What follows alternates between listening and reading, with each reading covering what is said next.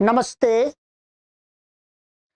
सनातन वैदिक धर्म YouTube channel में आप सभी का हार्दिक अभिनंदन। आशा है आप सभी अच्छे होंगे मित्रों। आज मैं चिंतन कर रहा था और मैंने विचार किया वो चिंतन आपके साथ में भी शेयर कर दें। हो सकता है उस चिंतन से आप लोगों को भी लाभ मिल जाए। मैं विचार कर रहा था कि संसार में मित्रों हमारे माता पिता, हमारे गुरु, हमारे परिवार के लोग, हमारे मित्र, सगे संबंधी जितने भी हैं सभी लोग हमको ये सिखाते हैं कि कोई भी चीज बेटा इस दुनिया में लेनी है तो उसकी परख करनी है, उसको जांच लेना है, उसको परख लेना है, उसको अच्छी प्रकार से उसके बारे में समझ लेना है कि जो मैं ले रहा हूं ये वस्तुतः वही है कि नहीं है। मानो मैं कपड़ा लेने गया तो मुझे मेरे सभी जो भी लोग हैं मुझे यही कहेंगे, भाई कपड़ा जो लेने जा रहे हो है, यदि खादी का कपड़ा लेने जा रहे हो तो खादी का ही होना चाहिए, उसको देख लेना वो खादी का है, उसको परख करके, उसको जांच करके, उसके धागों को देख करके। यही सिखाया जाता है और शिक्षा भी ठीक है मित्रों कि हम जिस भी चीज का उपयोग कर रहे हैं, जिसको लेना चाहते हैं, प्राप्त करना चाहते हैं, पैसे दे करके अथवा किसी भी अन्य माध्यम से, तो जो लेना चाहते हैं उसको पूरा अच्छी प्रकार से परीक्षा कर लें, उसको एग्जामिन कर लें कि ये है वही है कि नहीं है। ना? ऐसा कह सकते हैं असली और नकली। और ये हम स्वयं भी अपने बालकों को भी सिखाते हैं कि बेटा किसी की बात पर ऐसे ही विश्वास नहीं कर लेना है, उसको जानना है, उसकी तह तक जाना। और मुझे विश्वास है आप भी यही सिखाते होंगे, चाहे आप माता पिता हैं, चाहे आप अध्यापक हैं, कोई। परंतु मित्रों इसी संसार में एक विषय ऐसा है उसके बारे में अधिकतर लोग ये कहते हैं कि इस बारे में आपको कुछ भी परीक्षा नहीं करनी, बस आपको जैसा हम बता दें वैसा ही मानना है, कोई भी उसमें कसौटी पर आपको उसको कसना नहीं है, उसको परखना नहीं है, तर्क नहीं करना है। ऐसा अधिकतर लोग सिखाते हैं। वो कौन सा विषय है?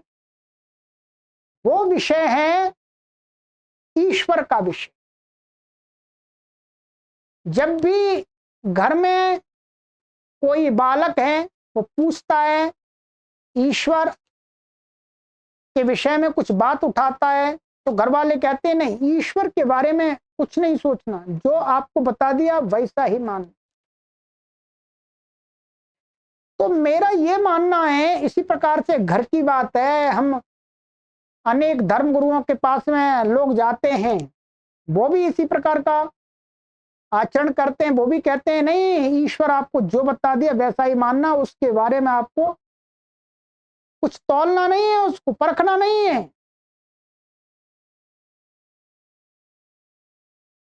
इस विषय पर मुझे शंका ये होती है कि हम संसार के अन्य विषयों में तो दूसरी शिक्षा देते हैं और लेते हैं, परंतु परमात्मा के विषय में ऐसा क्यों करते हैं? ऐसा क्यों करते हैं? ये भेद क्यों करते हैं कि परमात्मा के विषय में हमें कोई तर्क नहीं करनी है, कि उसको परखना नहीं है, वो तो जैसा बता दिया वैसा ही आपको मानना है, बस आंखों पर पट्टी बांध करके। इसका क्या कारण हो सकता है मित्रों? आप भी हमें सुझाव दें, सुझाव दें। क्या ये सही है कि हम संसार की सभी अन्य चीजों के विषय में तो नकली और असली की पहचान करें, तभी उनका उपयोग करें, परंतु ईश्वर के विषय में हम इस बात को नहीं लगाएं, अर्थात हमें जैसा बता दिया बस वैसा ही मानना है, बिल्कुल भी उसमें विचार करना ही नहीं, उसमें बुद्धि का प्रयोग करना ही नहीं। ऐसा क्यों? इससे क्या लाभ होता है और क्या हानि होती है?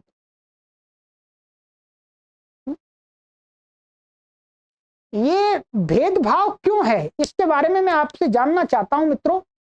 आप भी कमेंट के माध्यम से अवश्य हमें बताइएगा और ये भी बताइएगा, मेरा अपना ऐसा मानना है, मैं अपना मत भी बता देता हूं कि जिस प्रकार से हमें संसार के जो भी चीजें हैं उनको परख करके ही लेने की शिक्षा दी जाती है, ग्रहण करने की, ठीक इसी प्रकार से हमें परमात्मा की भी परख करनी चाहिए कि कहीं नकली परमात्मा तो नहीं है, नकली ईश्वर तो नहीं है, असली तो असली क्या है।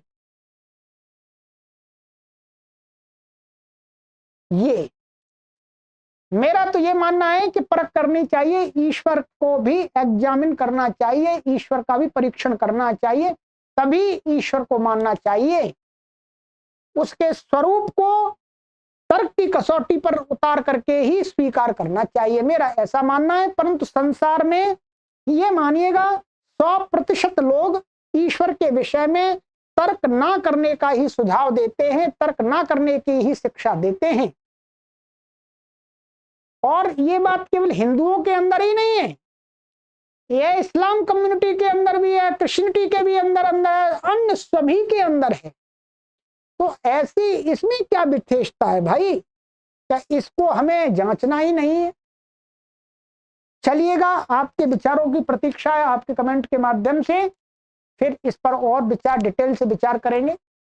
आज की वीडियो में इतना ही कहते हैं, सभी को सादर नमस्ते, ओम।